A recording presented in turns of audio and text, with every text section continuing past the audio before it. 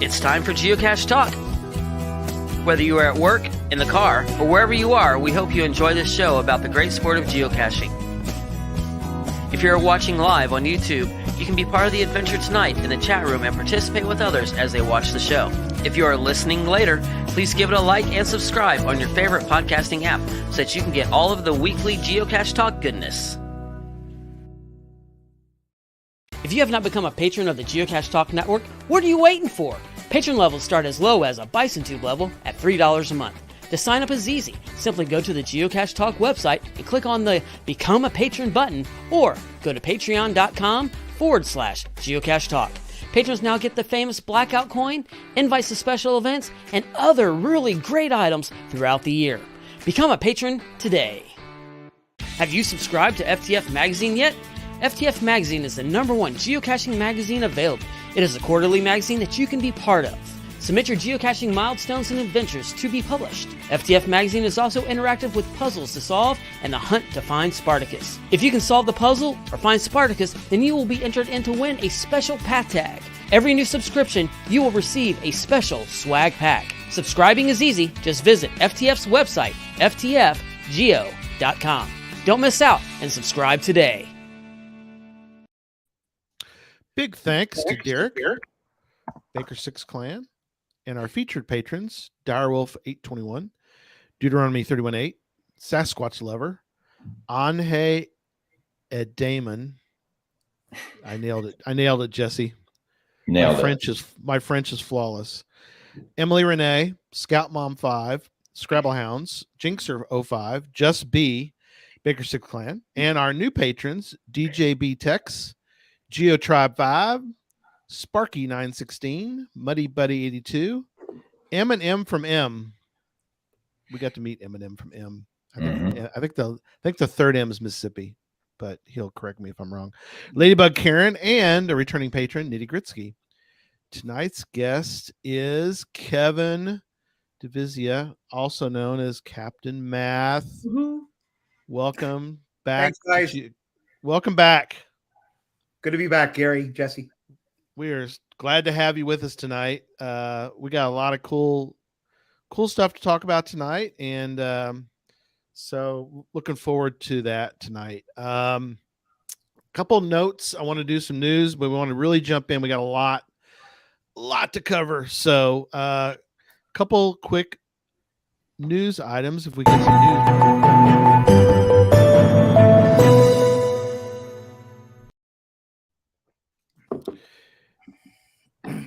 I'll read it. Just it's not always best on a podcast to read a lot, but I'm going to read a little section of this because I think it's kind of cool. It says, I never would have known about this place if not for geocaching. The sentiment is voiced so often that it's almost a cliche in the geocaching community. As the Year of the Hide celebration continues, we do need to talk about Year of the Hide here in a moment. We're thrilled to launch GC9 Fave. GC9 FAVE. Discovered while geocaching, locationless cache. By logging this cache, you'll score a rare cache icon and share a favorite local place that you discovered while geocaching. This locationless cache is available to log August 17th. I went out and looked, and Jesse, this is you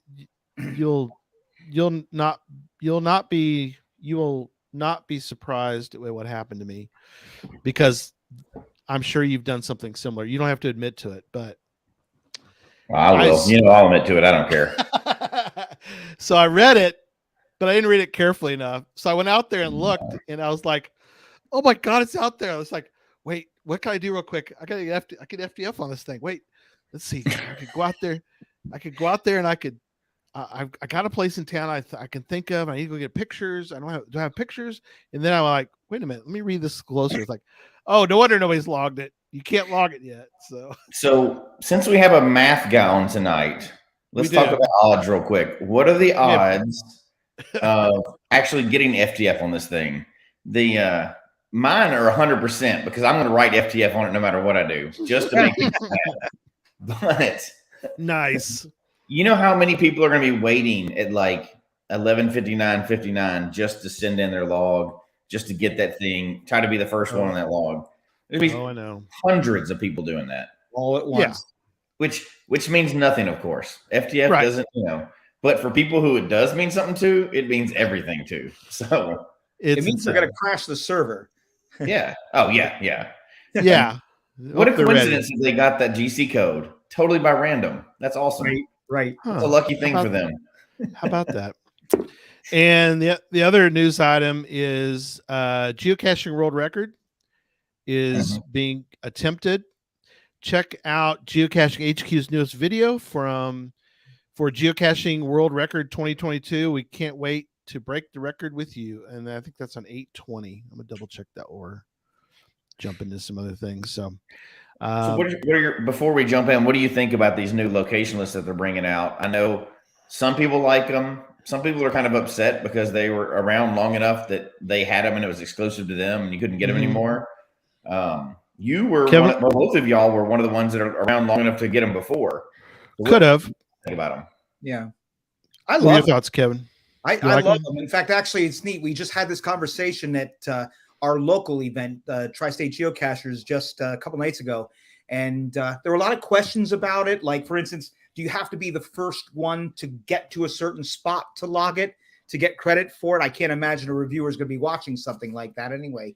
But I think there was general excitement about it with everybody, and everyone's already thinking now about what is that site they're going to pick. I'm thinking that. I mean, I've seen so many things this year.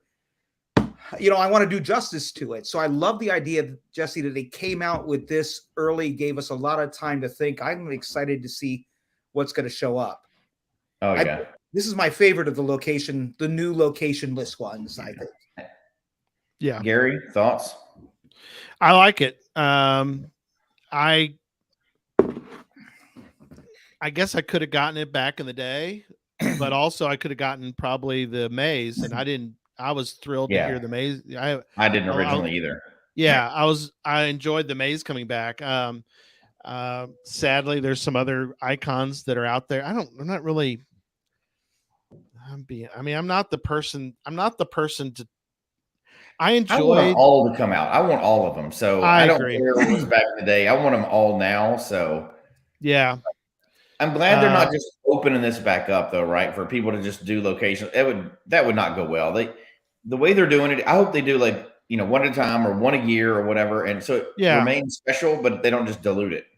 Right. I agree. Yeah. I mean, to me, it's like we were talking about what happens if they do this kind of thing with webcams or something. I love webcams, but one of the things I love about webcams is that they're old, unique, and they're going extinct, I suppose, is sad, but it makes them worth so much more, I think. And I feel the same thing applies, Jesse, to what you're saying.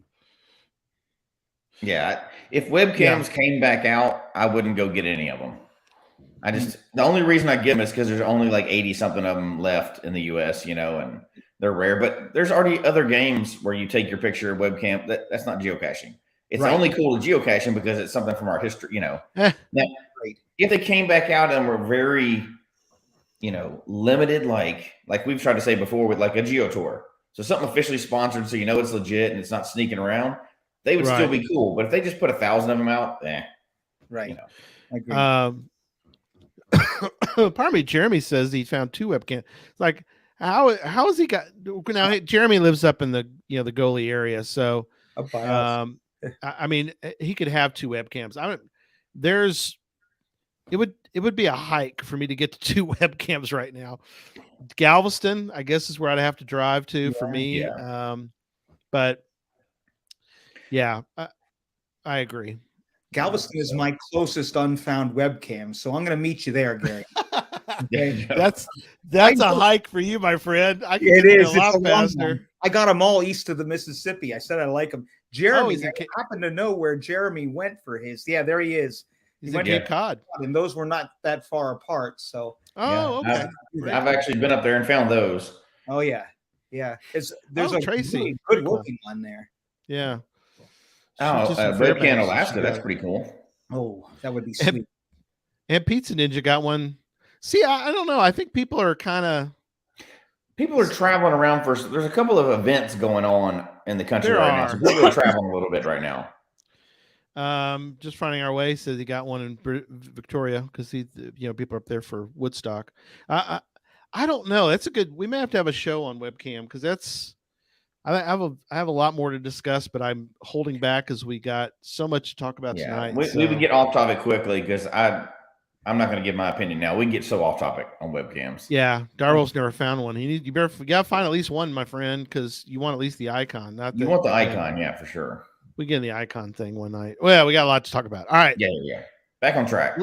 Let's dive in. So earlier, a while back, I had noticed, and I don't get on social media a whole lot, but I do get on to check out friends and family items, and I happen to notice this one guy. He keeps finding all these cool caches this whole year. It's like, man, this guy's having the 2022 of a lifetime.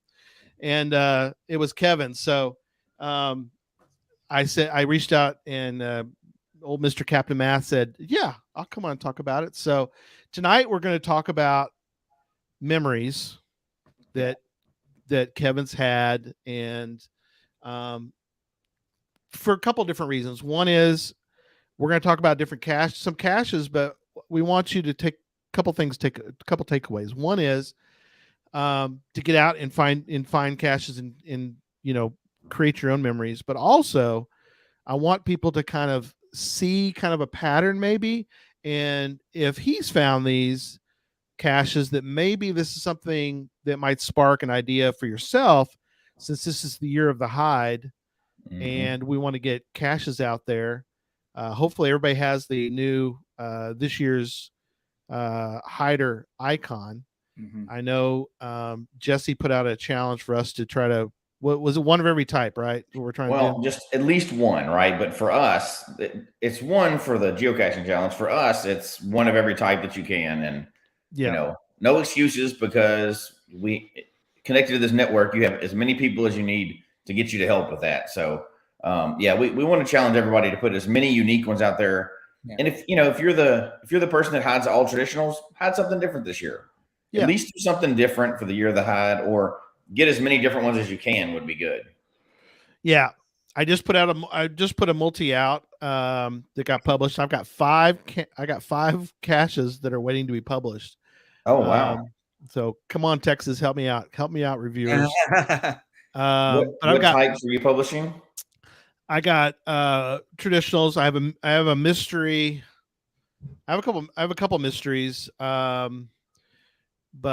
I got to do more planning to do. I need Earth Cache, and so the Earth Cache is going to take more planning. But I was out last week, and I went ahead. Most of them are spots that are, not all, but some of them were spots I had archived, and I waited to see if anybody else wanted that area, but it's like, I waited a while. It's like, that's really a good spot. So I have a couple more park locations that I could use.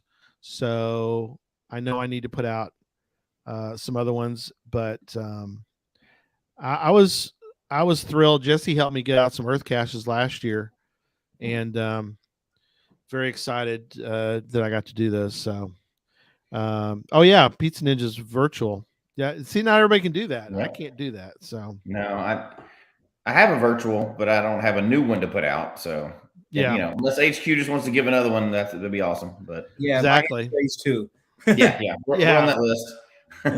I never got one, so I'd love to have one. So yeah. All right. So so Kevin, you have a quote. Oh, yeah. In fact, tell people about your quote. Yeah. So I've been saying this to people a bunch, and I recently posted this up in a group that I'm an admin in. It's that basically geocaching is all about making memories. I'm not a real competitive geocacher. I used to be more so, but it was like I got to the point where the game was getting boring. Truth is, I almost quit geocaching some years back. It was the same thing over and over and over again. It was really boring. And through some other geocaches and actually a few interesting challenges I hit along the way, it kind of changed my thinking about what I was going for. And I think a major part of the philosophy is you got to know what you love. I mean, what I love in geocaching isn't necessarily going to be the same as everybody. My love of going after tunnels, for instance, there's definitely people that like think I'm nuts or think I'm wrong for even walking into some of these culverts and crawling or whatever. Crawling into some, But it is what it is. I'm gonna do what I love, and that's the great thing about this game is you can go after what you want and enjoy.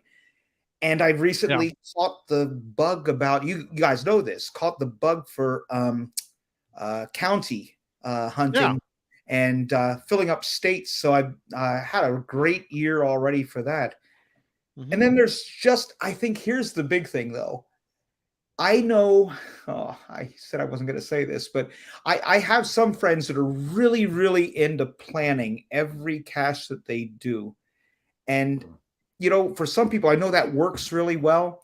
For me, I think maybe it was because I was a teacher for all those years and had to plan everything I was going to say and do very, very well. And geocaching was my escape from that stress, escape from that lifestyle, and, you know, just discover and let surprise happen. Serendipity. I love it. And so basically I like going geocaching where on a great day when I find a cache that wasn't even planned or something happens that I didn't even expect. And at the end of the day, whoever I'm caching with, those of you who cache with me know this is a major conversation we have at the end of the day is what was your favorite geocache we did today? And take some time to stop and think because we get to do a lot. So you know, for my year, can I go into starting, I guess, with you want to start with you're talking about counties. You want to start with that one and we'll come back to the other one? I mean, that's probably because counties, I mean, Jesse's got he's going to have a new whole healthy respect for counties because he's got a whole new state. You get a whole new state, So that's awesome. Which is cool. There's an event. You mentioned, I think, Kevin, isn't there a Florida event coming up? Is there for or is there just a Florida challenge that you can there's Florida challenges. There's a North challenge, a South challenge, and a one overriding challenge for both of them. And I hope I have all those details right there. But like I had already had the peninsula done like about a year or so ago. But this year, this was like the first big thing that we did. I knew I had Florida in my target. I had it in the bullseye because I needed 23 counties. And Jesse, all 23 of those counties were in that big long panhandle you got there. Oh, yeah. So, I mean, some states I really screwed up and didn't plan well what order I did them in. Florida I had nailed because I got the whole peninsula but needed all 23 in the panhandle. And so one trip went down there and we spent some good time, my wife and I, going through the panhandle. Saw some cool stuff along the way, definitely discovered some neat things and finished that off. So very cool. Yeah, Florida's counties maybe weren't as big as it wasn't as big an impact maybe that the counties made there. I think the story I like the best though for county running has been West Virginia. What if you've not been to West Virginia before, you haven't geocached in the United States. It is a really unique experience. Getting from point A to point B in that state looks like it'd be easy. Have you guys been there? Not since caching. I'm not done it from caching. I flew into Wheeling. Okay. And you basically, a lot of parts of West Virginia are surrounded by other states. They're just, you could almost catch a lot of other county or a lot of other states just by trying to get around West Virginia because of its shape, you know? Yeah. It's just that the roads are so hard to get their way around and it's so long to get there. And some of those remote counties don't have many caches to work with. So, there was one cemetery that I had done that took us into the middle of nowhere and driving 6 miles on these dirt roads. And don't go off the side or else you're not coming back and you're a long way away. Yeah, that's the first one we're going to talk about tonight. Union Baptist Church Cemetery Cache. yeah. So tell people the story of, because this was your last county for West Virginia, right? No, actually it wasn't. Oh, wasn't? Okay. Yeah, but it was a county it was a county I needed for West Virginia, and it's a tough one to come up with. There's not a lot of shots that you have at it that add on an incredible amount of distance to where you go next. But yeah, Gilmer County. I keep forgetting the name. Joy has to remind me. She remembers the name well. We drove really into the middle of nowhere. There was threat of rain coming. This is West Virginia in general. I think every time we go there, there's always a threat of rain coming, and we're driving over roads that you don't want to be driving in the rain. Yes, I've been on that. So world. you're in the middle of the woods here on this road that, I mean, paving is not a thing. You're just driving over, right, dirt that looks like it could slide off the side in some places. And you can't go very fast, and it takes you easily a good 6 miles. It might have been more, I don't know, to get back to where you're close to this cemetery, and then you have this steep walk up this hill. The cache wasn't anything incredibly unusual, but I think the point to make here is that you're going into this old building and you find this container. I'll just leave it at that for the container. But adrenaline rush it is that you're not sure, are you going to make it in and out of there? Is it going to get dark? Is it going to start to rain on me? Are we going to get out of here in time? And to get that cache and to get that county and to make it out in time. That sounds like Jesse's normal day of caching. Is that right? Yeah, no kidding. Well, the things we do for like that's not actually even a goal that exists, right? That we can explain to anybody outside of geocaching. Right. I drove to a cemetery in the middle of nowhere. Why? To find a box. Why? Because I wanted to have that county marked off my map. Exactly. I didn't understand it at all. There's no way. Yeah. So it's insane. It doesn't make a lot of sense, but I've been posting a lot of photos up of like my progress in certain states, and West Virginia definitely is high on the list of just kind of scary at times, some of the things that you do. I mean, just like it's state's oldest, which is also a big deal to me. It was some years back, but Rich Creek Riches was also that same kind of feeling. It's just the whole state is really a challenge to get through. And we did some amazing ones. The one that was really amazing, My Love of Tunnels, right? Yes. A cache there called Sharp's Tunnel. And yeah, let's talk about that one. That's a good one to talk about. Okay, so it's in the middle of this county, Pocahontas County, and when the truth is, I had no idea this one existed when we started. I can't remember who told me about it, but someone, knowing I love counties. Oh, actually, it was a friend from down in southern West Virginia. That's right. Told me about this place, and it was just kind of out there in the middle of nowhere in a county that doesn't have many. And it just turned out that the route that we were following gave me a shot at another cache before we got there. You don't toy with good fortune when you have a chance for a cache, when you're caching in West Virginia for counties. So I got the other one first. It was a beautiful hike, a neat spot for a cache that Mother Nature had buried pretty deeply. Was thrilled to get it, but I didn't want to pass up the chance to go to this second one. I like to have a backup, but this was all about getting Sharp's Tunnel. And Sharp's Tunnel. Awesome. Thank you. It's, by the way, it is, for those playing along at home, GC1, V as in virtual, 8, A as in Altoid, and H as in hike.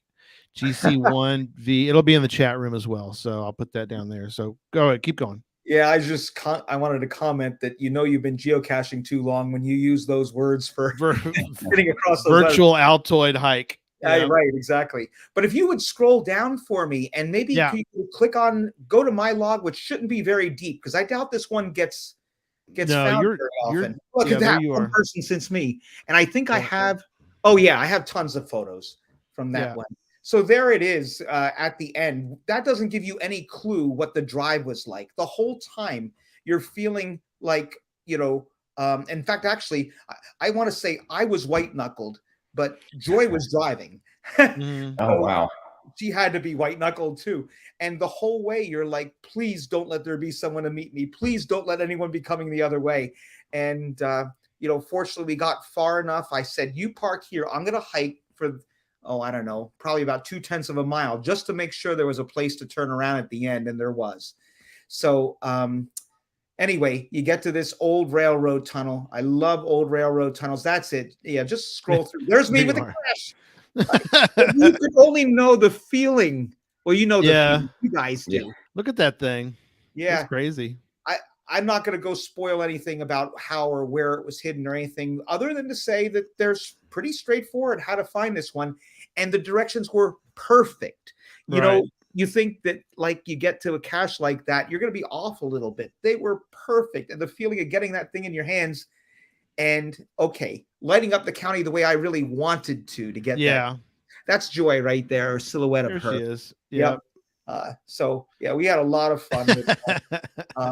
Yeah, That's that awesome. that was a great one. Very one cool. of my favorites of the year for sure. Yeah, that you probably have well, yeah, you definitely have more. There are a lot more tunnel that are probably abandoned Yeah. up in the Northeast. Mm-hmm. We can't tunnel in Texas. You hit rock every 2 inches, so it would be a mess. I don't think tunneling in Florida would be a good idea either. Not a good idea. You're gonna hit water. Yeah, maybe just a little bit. I'm not going on a tunnel in Florida. I can tell you now. That's just there's too many things that would be in there. No, yeah. Speaking of Florida, good, perfect timing. Do you like that? Let's talk about another cache that you found. Crew Rookery number 22. Say those magic words. Yeah, they didn't want to. They didn't want to shorten the name of that one, but puzzle cache. I'll put it in the chat room for people.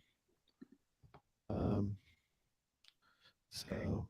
And I got to be honest, I don't know for certain whether this particular one that I picked it's an entire geo art, a beautifully done geo art with the Very puzzles cool. in it. You have to identify birds from pictures, and they're not birds that someone from Pennsylvania is going to recognize real easily. Right. But Jesse, give yourself some more time there. You probably end up getting them faster than I did. Anyway, but the thing about these is the experience of that bike/hike that we did. So this is Joy and me down there near Naples, Florida. Right. And so there's this beautiful preserve. The plant life that you see, nothing like what we'd see in Pennsylvania. And the birds that you see were just incredible. Right. And I got to tell you the truth, as we started our bike ride back into the Crew Rookery, I'm thinking to myself, okay, these birds are beautiful. So are the plants that we're seeing, but it's Florida. I thought I was going to see an alligator. I mean, are we going to see an alligator at some point? Some alligator. Oh, be careful what you wish for. My word. I can put into words. This is going to be tough because you get riding back there, and then there's this big kind of rectangular loop, if I can use that as a description, that you have to hike, and there's mud in places, and there's just there's some high grass on either side of what becomes a fairly thin trail. Right. And then you see your first alligator, and like the alligators, they're not interested in moving for you. And I got to give a shout out to a friend, Roger and Gene Primus, FL Pirate and the Wench. They go by, and we were staying with them. But the thing that we laugh about is that he just tells me that, it's no big deal. Just put your bike between the alligator and you and walk right by it. Like it's no Wow. big deal. You know what? I got a long way to go to get to that point. Yeah. And I don't think I'm ever going to get there. I would say so. That'd be rough. We were riding our bikes, and this is no exaggeration. We'd ride our bikes, and you'd have high grass, and I had no idea that I was about to ride over an alligator. And I got within, and this is not exaggeration, like I said, a foot of some big alligators out there. And hell no. I almost fell off my bike. Some other things too. And I don't want to repeat words that I said or anything. Yes. But I just remember the feeling like, ooh, like that. And it's freaky when you see them. But then as you kept going, it's like, because you don't want to turn back. I had to turn back into that alligator. I just loop around. Right. You keep going, and there's more. And there's more, and they're closer together, and they're bigger in some cases. I mean, I saw one that was a monster, and it's like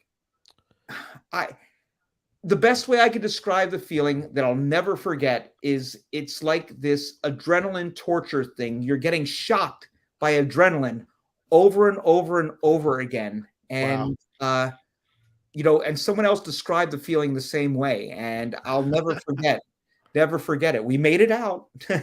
But you're not totally sure when you get that close to those guys. Wow. So, you do get used to them after a little while. There's a couple that are in my neighborhood. I see them every day. Oh my. So they just hang out. They're just alligators, and I don't go pet them, but and caching down here in Florida now, every time I'm near water, I'm like, yep, there's got to be an alligator. And I have come across an alligator while out caching just in my first few weeks I've lived here too. So, oh my. Jesse, have you started to name them? That's when yeah, well, the one that's in my neighborhood, his name is Freddie. My wife named him. And, Freddie. Each of them in our neighborhood have names because you see them. There's the pond right there, and you see them on the other side of the pond, but we're not going on the other side of the pond where they are. Right. But it's after a while, you're like, okay, I've seen an alligator. The first couple of days is like, oh my gosh, it's an alligator.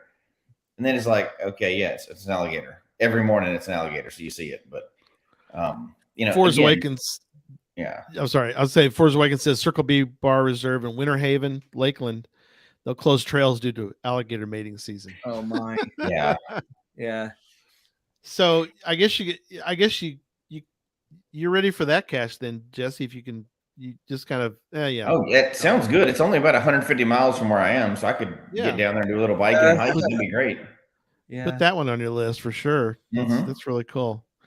It's the stingrays. Embalmer says it's the stingrays you have to watch out for. I don't know if the stingray. I think an alligator would grab you and twist you around pretty badly, whereas stingray, I don't think is going to do that. I think that was definitely the biggest adrenaline rush.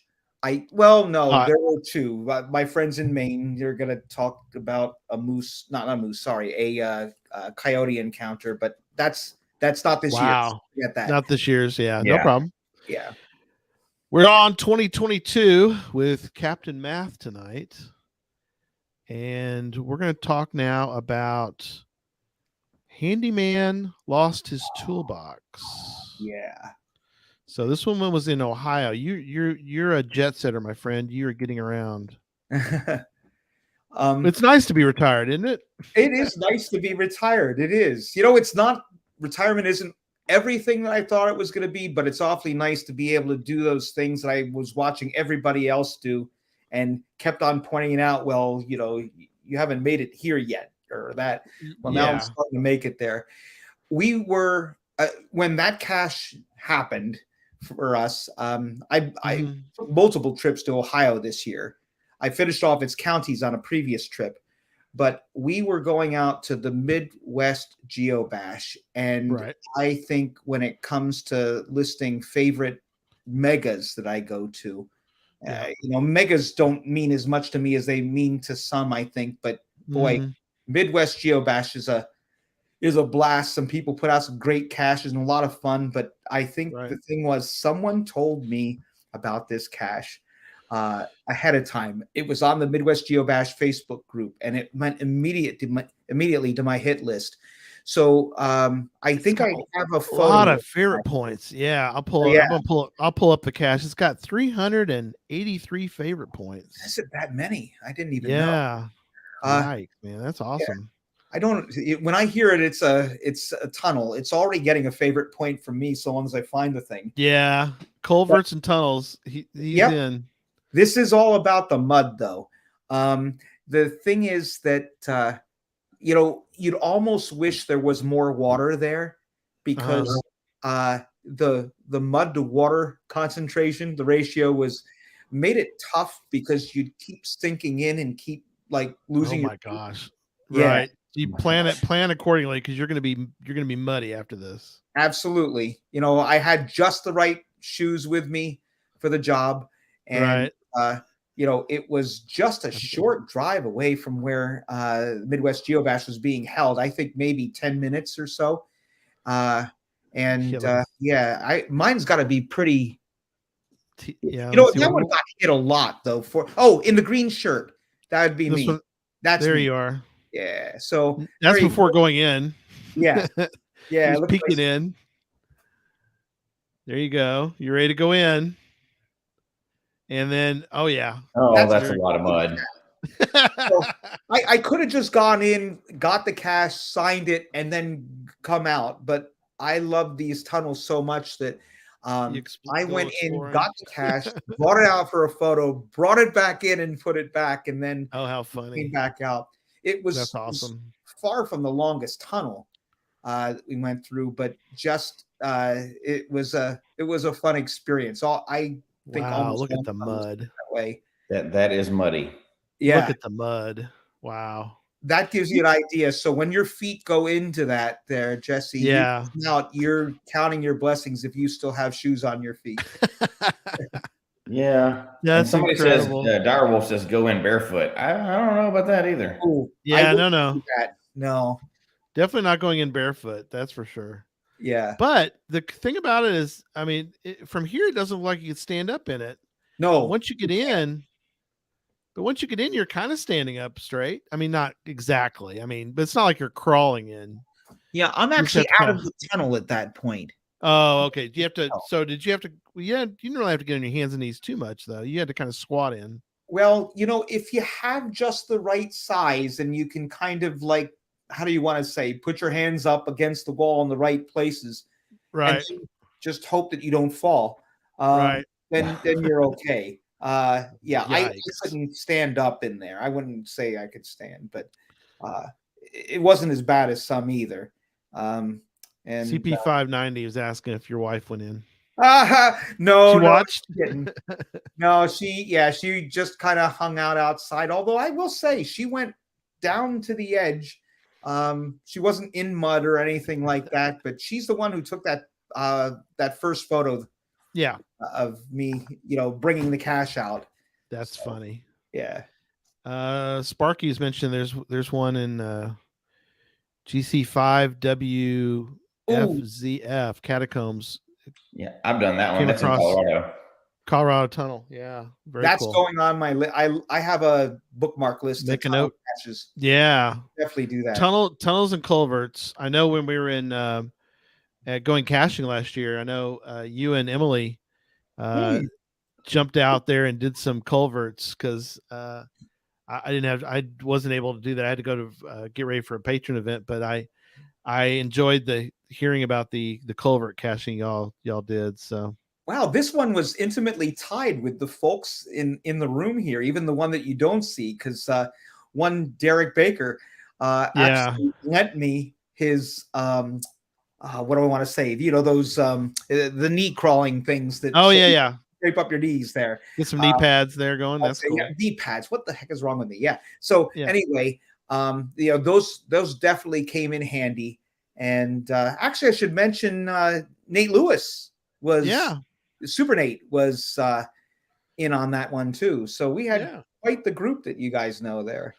We'll talk about Super Nate too here in a moment, but Direwolf wants to know if we could train a pig to go get a cache. We train him to do truffles. I don't see I don't see how we can't. I mean, I don't see why somebody hasn't done it yet. What's the problem? Why can't we send the pig in for the cash? Is what I'm thinking. So here you go. I'll see if I can share this. Yeah, go ahead. Well, there's the one we were just talking about. Oh, I didn't touch it. Oh, that's the tunnel that in Colorado you can start standing up, but you'll like it a lot more than I did. You don't end standing up. So if I remember that one correctly, we used the skateboard to get through that one. Oh dang, gosh. That's smart. That's a good idea. If you have a skateboard or one of those, your little wheel. Yeah, it was full knee pads and elbow pads and skateboards and. Yeah. Oh. How low does it go? Dare I ask?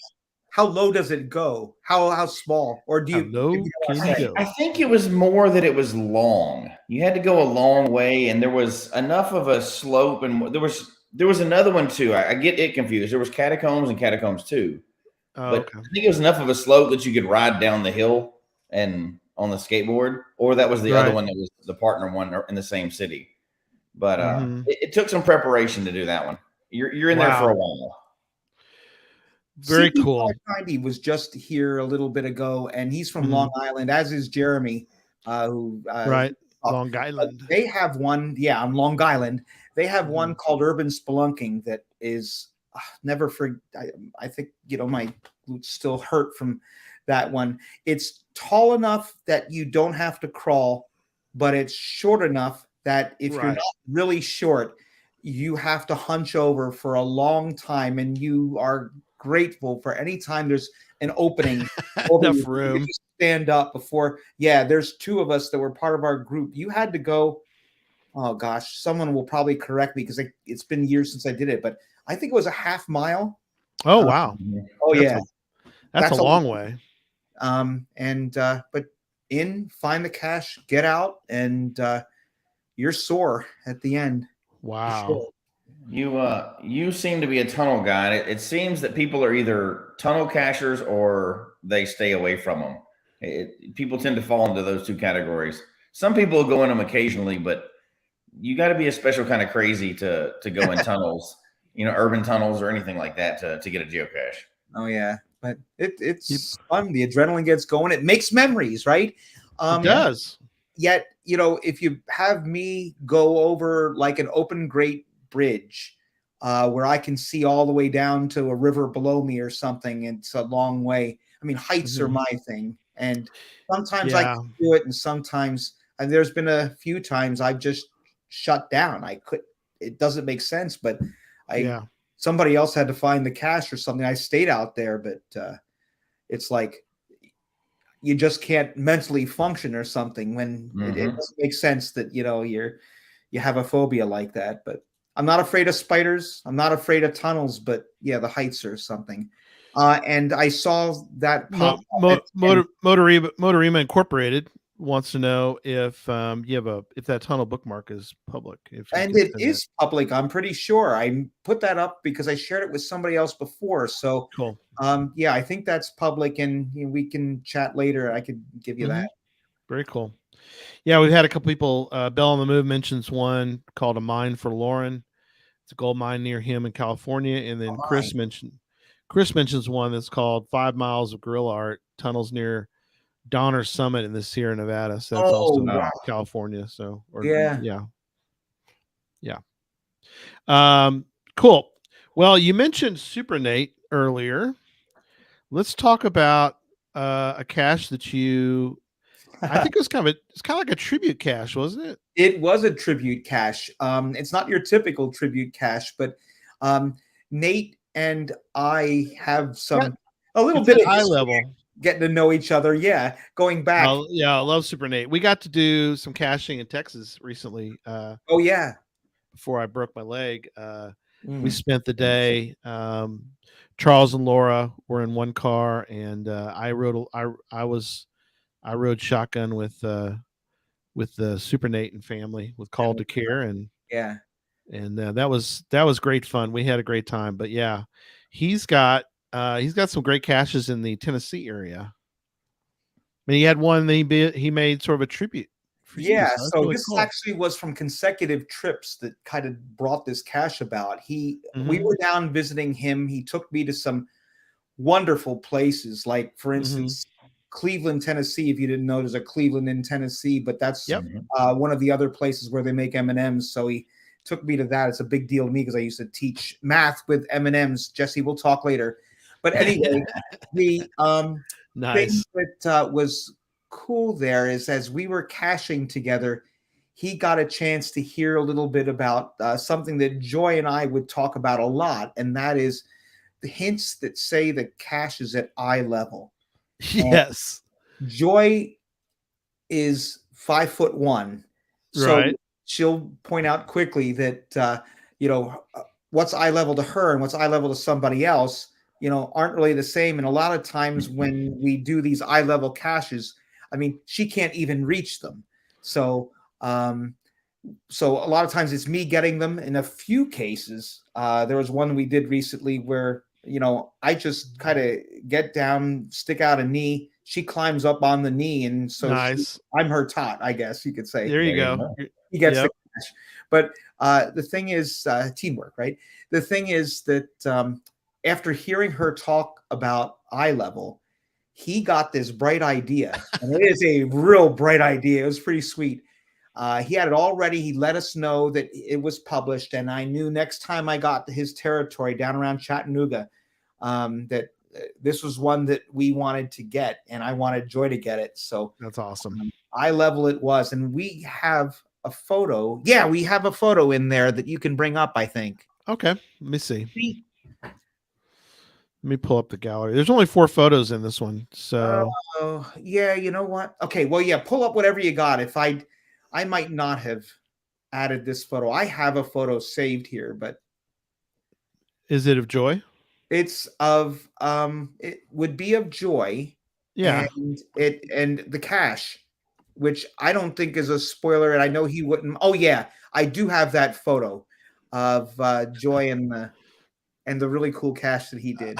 Eye level. It is definitely a favorite point. So it's a level. Yeah. And there's an eye on the level. There we go. Eye level. But what that doesn't show you. Nice pun. I like it. We're not going to spoil this part, but where the cache was. Right. Is another thing. That's great. But we laugh a lot of times because Joy insists that she's a muggle, despite the fact that she builds gadget caches like Derek does. She's not a muggle. Joy has to stop that. She's got to stop. She doesn't have an account, yet we call her Mrs. CM. And, oh, yeah. And she's got, so now hundreds of miles from home, she has a cache hidden for her. So that's Super Nate. We had a lot of fun with that. Oh, the Super Nate's on tonight too. He says, "Dad joke for the win." Yeah, I agree. You definitely get a win on that one. You can't beat a good pun like that, right? And she does have an account. She's got Captain Math. That's her account. There you go. It's like G Slink and Slinky Mama. We have one account. Yeah. We just my wife and I use the same account as well. Memphis Mafia for the whole family. So yeah. Super Nate, thank you, my friend, for being on. Super Nate, Jesse, just finished the Florida counties. Just want to point that out to you. I just wanted to make sure and remind you of the fact that he's gotten all the counties in Florida. And he lives in Tennessee. Just want to point that out to you. 20 of the counties here so far. Oh dang, that's pretty good. I was there's 67, but actually I've never finished any state counties. No, you haven't. I never have. I've got one left in Colorado, Utah, or 1 or 2 left in Utah, 1 or 2 left in Colorado. I'll try to get the ones here, but I have never finished any state. I've knocked out a lot of counties, but I've never finished a single state. That's okay. Jesse, that's the part for me that gets really addictive, is getting that last county. And whether there's a challenge cache for it or not doesn't mean anything to you anymore. Just getting that state colored in. He hasn't moved that much. So addictive. Well, for me though, yes, I want to finish it, but at the same time, there's something sad about finishing it too. You know, when you've been working so hard for something, like when you still have one left, you still have something you're working towards. The second that you finish it, it's like just a slight celebration. Then you're like, oh man, obviously you got to find something brand new to work on, but it's also a little bit sad. Like when you finish Jasmer for the first time, or Fizzy, or first counties, and you're like, I don't get to do those anymore. I got to do something else now. So you got to move on. True. You can either you can do loops and stuff, but you know what? Loops are not the same. They're not the same. It was bittersweet when we finished all the counties in Texas, because it was such a joy, like you were talking about, Kevin, as far as such great memories. Mm-hmm. We have so many great memories of doing that run. Well, several weekends. Being out in the middle of literally nowhere, Texas. I mean, there's no cell service. We planned ahead. Thank you, Cashly. But even planning ahead, there's nothing. There's roads, fortunately, on most of the time. Although we were down a dirt road this one time. There's nobody out here. No, and we couldn't find this cache. I mean, we were like, oh great. Now you kind of do what we all would do. It's like, all right, we'll go to the next one. But there's only like 2 in that whole county. So that's the joy. That's one of the many joys of county caching, is trying to work through a lot of good memories county caching. You know, Gary, the thing that you didn't mention, you could have mentioned there. You two both know it, but am I right? The number 250 is the number of counties that Texas has? 254. 254. Okay.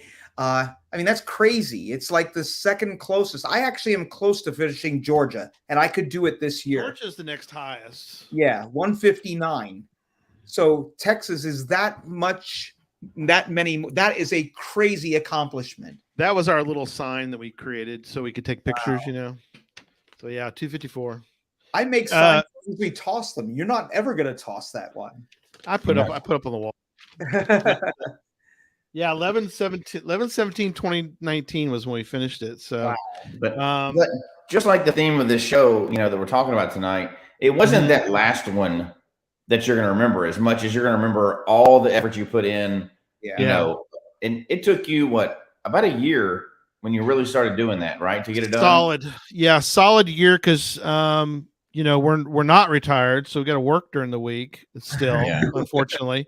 And so it was a lot of weekends. We'd take off and we'd go do 12 caches, 12 counties, and then head home and do another 12 or another 14. Or you'll always have those memories. I mean, you'll always have that. Just like we're talking about tonight. It's the memories that you really, that you're really collecting, right? I mean, that's really what we're collecting. Well, and that's something I want to ask you two guys about, which is, we talked earlier about making those memories. And it made me think about not necessarily doing everything on your list. That's something that I joke about with the Motley Caching crew. Is I do use Cache Tour. Now I want to point that out. I do use Cache Tour because I need a guide. For me, I need a guide of what we plan to do. But I joke about it because when you do Cache Tour, as you do caches, it'll tell you how much time you've got left in your tour. Wow. And so I always mention to the guys, I go, hey, we're like 45 minutes behind, and they just kind of roll their eyes or give me the number 1 sign with a different finger. And they're just, it's just kind of fun. I do it just ribbing them about it because we don't care if we finish. So I want to ask Jesse about, with your time when you're caching, when you have your berry, because everybody should have a berry. That's right. Did you guys have something similar? I know Kevin does, which is you kind of have a plan, but you kind of allow for, like he said, serendipity. Did you guys, because we do one every year. So we do a big caching trip every year. And we can go caching just on a regular weekend too, but we do a big one, and Barry was the one. Barosaur is his geocaching name, but He's the one that always does the good planning, but we intentionally plan for more than is possible for our. Right. We usually do it for like 5 days at least once a year. But we put in, if we think we can get 5,000 caches in that week, we put in 10,000. We have way more than we can ever do. Right. But you just enjoy the time. Highlights, and then you're like, okay. And we also can call an audible. We can be out there and go, oh, we're only 100 miles away from a county we need. Oh, we're going that way.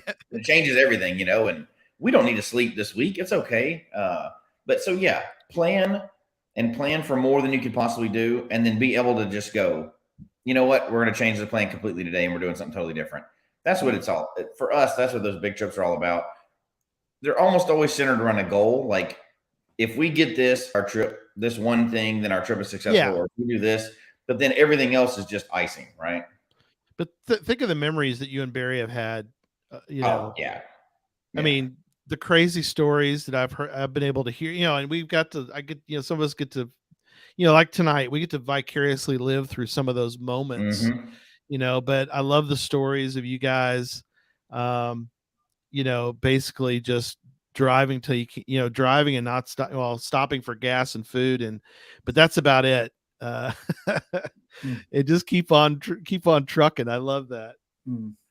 All right, I want to give some time. We're getting close to the end, but I want to give Kevin some time. He wanted to talk about Adventure Labs a little bit, so I think let's transition to that and kind of tell us what you wanted to mention tonight about Adventure Labs. Yeah, there's a few things about them. Adventure Labs have actually played a big role in 2022 so far. Not in terms of number or that sort of thing at all. I don't really care on that part, but they've shown me some cool stuff. So there's one that we did, and I'm sorry, I have to look at the list here and remember what it was called. It was down in Georgia, right? Yeah, there it is. Milltown Murals Adventure Lab. It's called, and it is a link to it is in the show notes. Yeah, all this will be in the show notes too, by the way, the ones we didn't even talk about. So definitely check out the show notes.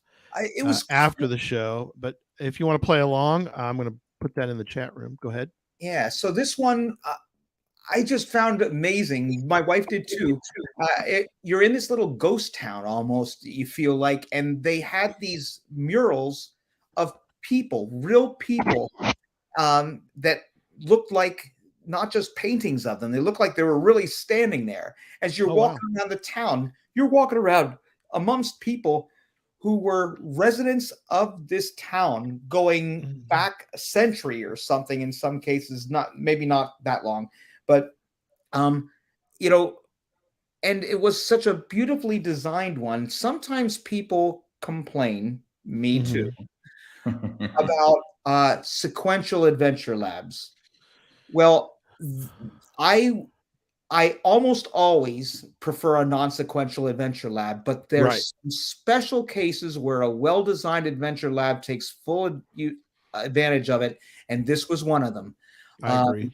And it basically it was brilliant the way they forced you to walk by ones. They only had 5 locations to use. They really probably should have had 8 or 9 of them. But they made you walk by and almost be startled by certain people around the town by the order in which they forced you to go. And if I had picked the order, I would not have had that serendipity we talked about. Yeah. Seeing some of those people. So it was a brilliant Adventure Lab. A couple other things I want to be fast about the other ones. Another serendipity moment. We did not plan on even doing anything serious with Adventure Labs in Mansfield, Ohio. But Mansfield, Ohio is an amazing town when you discover it's one Adventure Lab that we did that actually features sites from one of my favorite movies of all time. And I bet a lot of you out there too, The Shawshank Redemption. And they filmed it there. And I have okay, you can't pull up photos in that. That's definitely a shortcoming, I think, with the Adventure Labs, is I can't share my photos through them. Yeah. And there's no bonus cache for it. At least I don't think there was, because I didn't finish the whole thing. But we spent so long at the prison, and really? Cool. My, was that brilliant.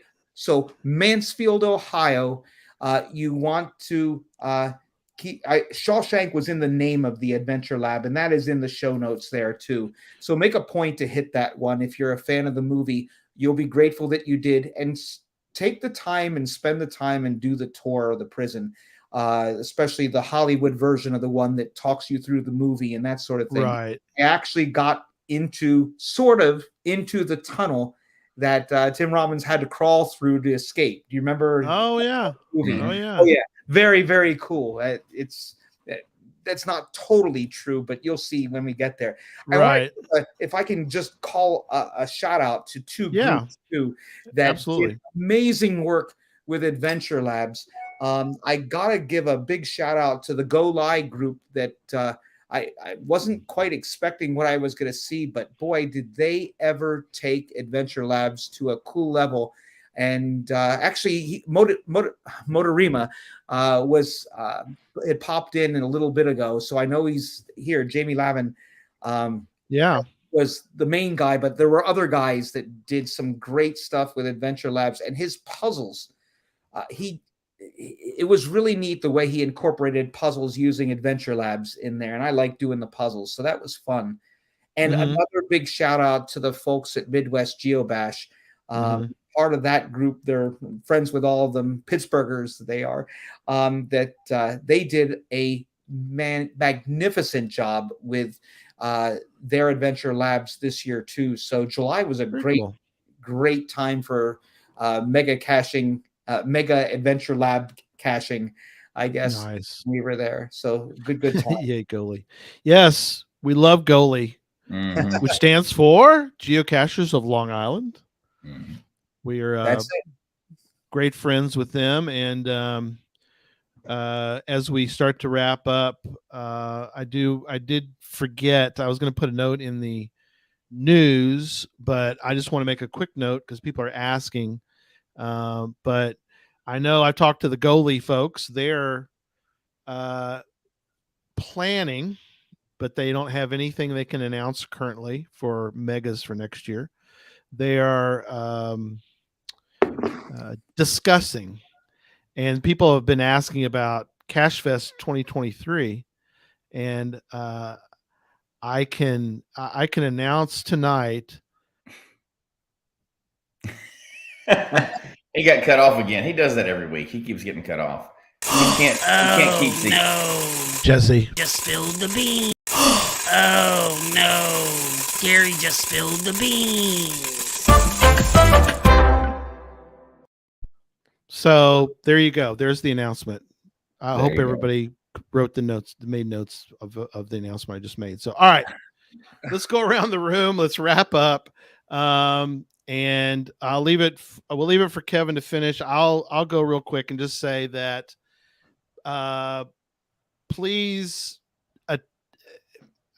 everybody has different personality traits, but hopefully you can find you a Barry. In Jesse's case, he can talk about that here in a moment, or in my case, Motley Cache and Crew, or maybe your wife or a friend, or even if you don't have anybody yet, go to events and maybe you might meet somebody that would be willing to go caching, and you don't even have to have somebody do these with you. I like going as a group. I love our little Motley Cache and Crew.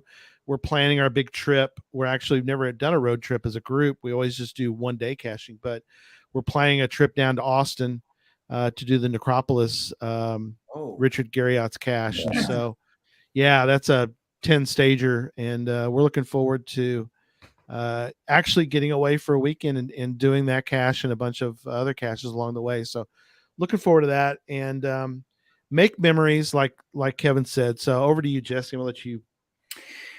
Yeah, and I'm sure Kevin's going to hit on the same thing, but it's funny when you introduce people to caching, and just like the thing we're talking about earlier today, it's cliche or whatever, but people are like, well, you're going to find these things.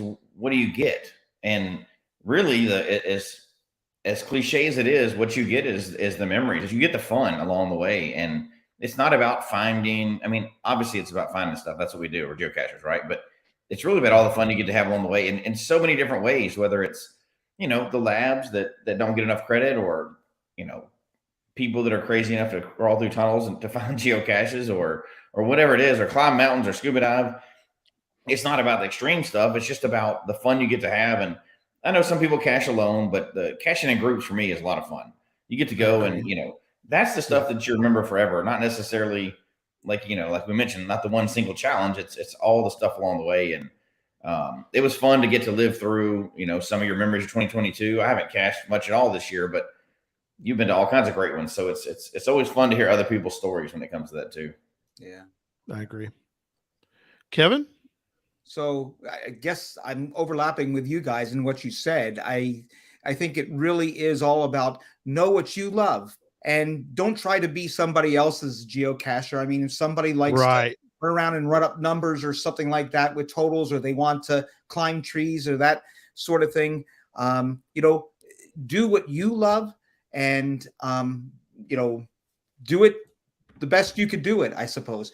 And then don't be afraid to try new stuff, because it might be, I never saw myself as one who would want to run around, get counties. I finished Pennsylvania's counties.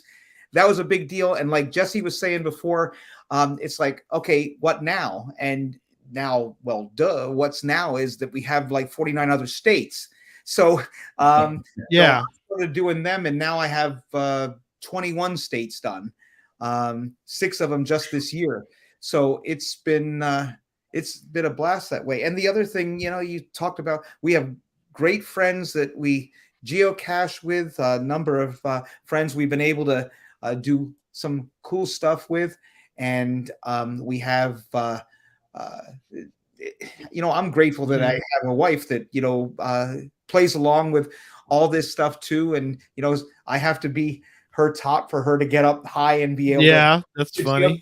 But she has to do, she's helped me as well with some things that way too. So I guess it's a blast to be able to do that. You get to discover a lot of fun things together that way. So yeah, shout out to my friends with the Tri-State Geocachers there. Gosh, I don't want to start calling out names. I think of Adam and Christina right now, with whom we get kayak cache an awful lot. Cool. We have a nice group of kayak geocachers in the area that we enjoy. We bike, we do other stuff, but yeah, you're right. I like caching with other people. It's fun. Yeah, it's been fun. And tonight's been fun. Thank you, Kevin, for jumping on and sharing some memories. Hopefully this gives some people ideas for caches, but also hopefully encourages people to go make some memories together. So again, thank you, my friend, and we will see everybody Tuesday night for Gadget Talk, I think. And Jesse or Derek will tell us if there's not, but I think there's Gadget Talk. We're not sure yet. Is that right? Not sure. No. Okay. But wherever our next show is, you'll know it. We're not sure about the time. Okay. There will be a Gadget Talk, but not sure if it'll be Tuesday or another time, but there will be a Gadget Talk this week. Okay, cool. There you go. And, again, just kind of keep track. Definitely subscribe, like and subscribe, please. It does help us if you hit the like button, and definitely subscribe, because you never know. We might go live in the middle of the week. You never know what we're going to do. So change things up once in a while. So again, yeah, that's how you're going to get it. That's right. All right. Thanks, everybody. Good night. See y'all next time.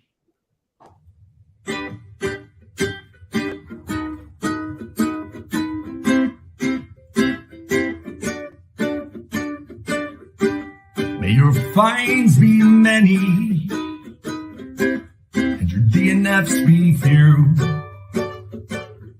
May the terrain and difficulty both be less than 2. And whatever it is you're looking for, may it find its way to you. And may we all meet again. Folks, we hope you've enjoyed the show tonight. Please email us your comment at geocachetalk@gmail.com. Don't forget to follow us on Twitter, Instagram, and Facebook. The show can be found on Apple Podcasts, Stitcher, Radio Public, or Spotify, as well as at the Geocache Talk website. Don't forget to click that subscribe button below and ring that bell notification so that you can see and hear the show on a weekly basis. And tell your friends about the show. Get them involved with us in the chat room. And until next week, don't just talk about geocaching, go geocaching.